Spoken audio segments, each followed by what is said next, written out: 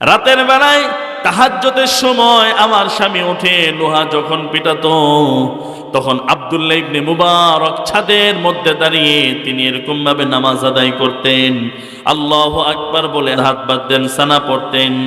আল্লাহু আকবার বলে এরকম ভাবে যখন রুকুতে যেতেন সুবহান রাব্বিয়াল আযীম, এগুলো যখন আমার স্বামী কামার তিনি যখন দেখতেন আর আফসোস করে বলতেন, আয় আল্লাহ, আজকে যদি আমার এরকম ভাবে ধন সম্পত্তি থাকতো, এই সময়টা কামারের কাজে না ব্যয় করে আমি ওই আব্দুল্লাহ ইবনে মুবারকের মতো নামাজের মধ্যে কাটাতে পারতাম, কিন্তু ওই পরিমাণ সামর্থ্য, ওই পরিমাণ টাকা পয়সা আমার নাই। আব্দুল্লাহ ইবনে মুবারক রহমতুল্লাহি আলাইহি অনেক বড় একজন বুজুর্গ ছিলেন। আব্দুল্লাহ ইবনে মুবারক রহমতুল্লাহি আলাইহির সাথে একটা কামারের গল্প আছে। কামার আপনারা শুনেছেন কিনা জানি না। এই কামার ওই সময়কার যুগে আব্দুল্লাহ ইবনে মুবারক তিনিও মারা যান, কামারও মারা যায়। একজন বুজুর্গ ঘুমের মধ্যে স্বপ্নে দেখতে পায়, ওই সময়কার যুগে আব্দুল্লাহ ইবনে মুবারক সবচেয়ে বড় বুজুর্গ ব্যক্তি ছিলেন। ঘুমের মধ্যে স্বপ্নে দেখতে পায় আব্দুল্লাহ ইবনে মুবারকের সাথে এক বুজুর্গ ঘুমের মধ্যে আব্দুল্লাহ ইবনে মুবারককে জিজ্ঞাসা করে স্বপ্নে যে, হে আব্দুল্লাহ, তোমার সাথে আল্লাহ তাআলা কেমন আচরণ করেছেন?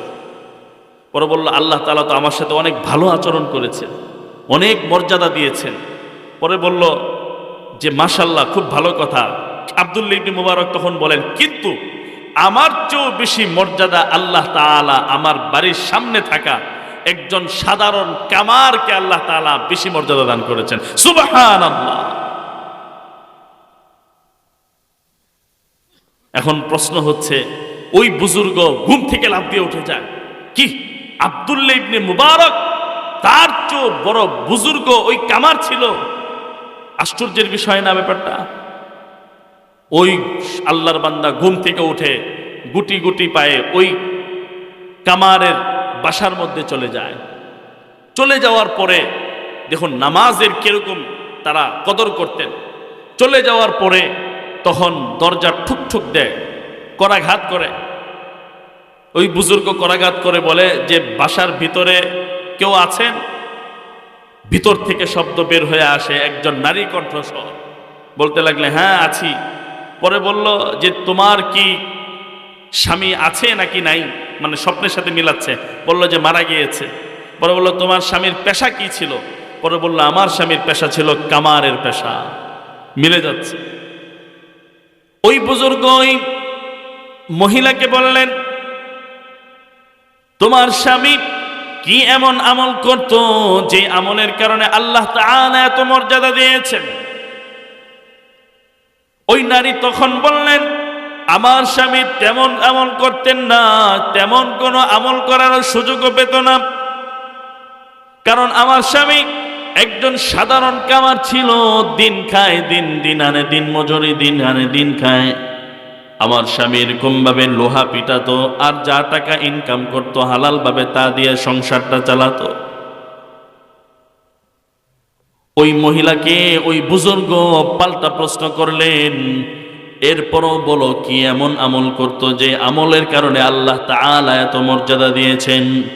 অবশ্যই তার মধ্যে বিশেষ কিছু নেক আমল ছিল, যে আমলের কারণে আল্লাহ তাআলা আব্দুল্লাহ ইবনে মুবারকের মতো মহান মনীষী বুজুর্গ তার চেয়েও বেশি মর্যাদা সম্পন্ন করেছেন। ওই মহিলা তখন বলতে লাগলেন, আমার স্বামীর মধ্যে দুইটা আমল আমি খুব বেশি পরিলক্ষিত করেছি। এর মধ্য থেকে এক নাম্বার আমল, আমার স্বামী রাতের বেলায় সে এরকম ভাবে লোহা পিটাতো, যেহেতু তার এরকম ভাবে অর্থ করে ছিল না, তার এরকম ভাবে কোনো ধরনের টাকা পয়সা ছিল না, লোহা পিটাতো, হাপনের কাজ করত, আর এর থেকে যা টাকা পয়সা পাইতো তা দ্বারাতে সংসার চালাতো। রাতের বেলায় আমার স্বামীর, আমাদের বাড়ির পাশেই আব্দুল্লাহ ইবনে মুবারকের বাড়ি, রাতের বেলায় তাহাজ্জুদের সময় আমার স্বামী উঠে লোহা যখন পিটাতো, তখন আব্দুল্লাহ ইবনে মুবারক ছাদের মধ্যে দাঁড়িয়ে তিনি এরকম ভাবে নামাজ আদায় করতেন। আল্লাহু আকবার বলে হাত বাঁধতেন, সানা পড়তেন।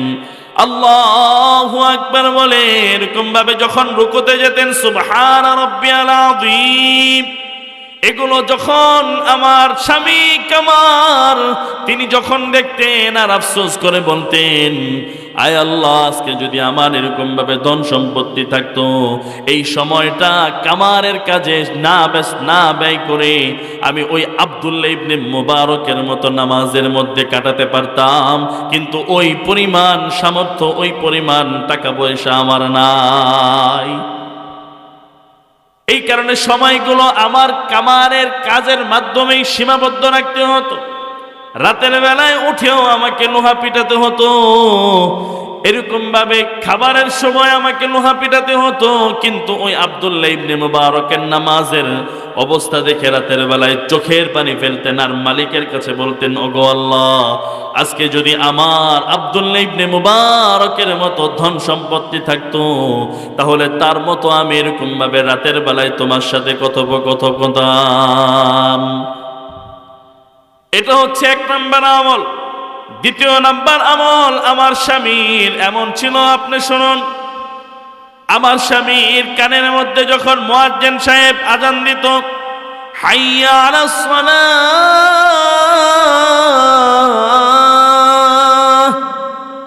হাইয়া আলাল ফালাহ, হাইয়া আলাল ফালাহ, হাইয়া আলাস সালাহ, হাইয়া আলাল ফালাহ বলে যখন এরকম ভাবে আমার স্বামীর কানের মধ্যে মুয়াজ্জিন সাহেবের আজানের ধ্বনি আসতো, আমার স্বামী তখন লোহাকে পিটাতো হাতুড়ির সাহায্যে। কানে যখন মুয়াজ্জিনের কণ্ঠস্বর ধ্বনি আসতো, আমার স্বামী ওই লোহা, ওই হাতুড়িটা আর এভাবে উত্তোলন করে জমিনের মধ্যে মারতো না। আল্লাহু আকবার। আমার স্বামী কানে ওই লোহার পিটানোর যেই আমার স্বামী লোহাটা এরকম ভাবে হাতুড়িটা উপরে ওঠাতো, কানের মধ্যে আজানের আওয়াজ বেশি আসা মাত্রই আর নিচে মারতো না, নিজের জন্য হারাম মনে করে দিত। আস্তে করে পিছনে ওই হাতুড়িটা ফেলে দিয়ে আল্লাহর ইবাদত, আল্লাহর ফরজ বিধান নামাজ আদায় করার জন্য মসজিদের পানে ছুটে যেতেন। সুবহানাল্লাহ।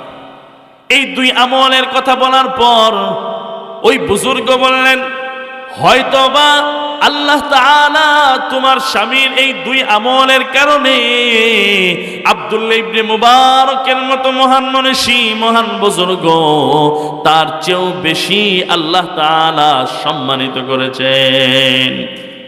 আমাল সে বনতি হে ये जन्नत की जहन्नम, ये खाक फितरत में न नारी है न नूरी, ये खाक फितरत में न नारी है न नूरी।